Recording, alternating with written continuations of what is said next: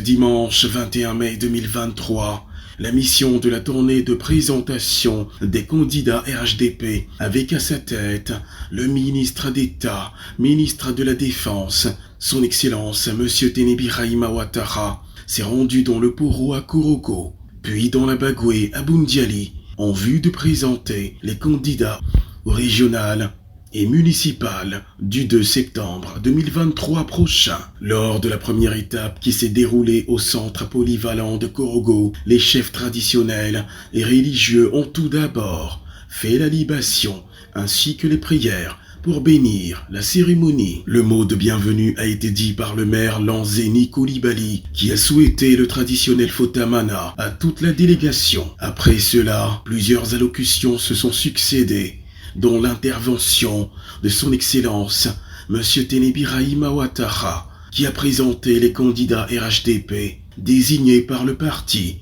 en mettant l'accent sur l'importance de ces élections. Nous vous invitons au respect strict de la discipline au sein du RHDP. Les candidats qui n'ont pas été retenus ne sont pas les moins méritants. Ils ont toute leur place au sein du parti.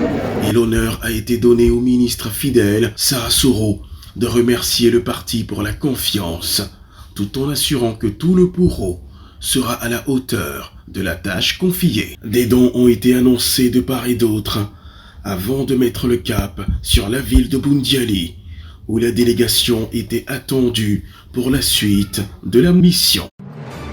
Arrivé dans la région de la Bagoué, bon nombre de personnalités, dont les ministres Bruno Koné et Mariatou Koné, qui attendaient à l'entrée de la ville de Boundiali pour offrir un accueil royal à la mission. Après le mot de bienvenue et les allocutions qui se sont enchaînées, le même processus fait à Korogo a été reproduit jusqu'à aboutir sur le mot de fin du ministre d'État, ministre de la Défense, son Excellence, M. Tenebiraima Ouattara, qui a ainsi marqué la fin de cette journée chargée. Les résultats de ces élections locales seront un baromètre de l'état des forces politiques, notamment celle du RHDP sur l'échiquier politique national.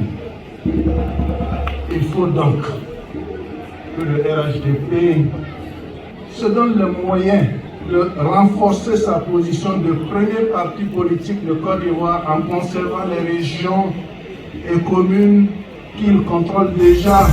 Suivez-nous sur TBOcom TV pour être à la page de l'actualité.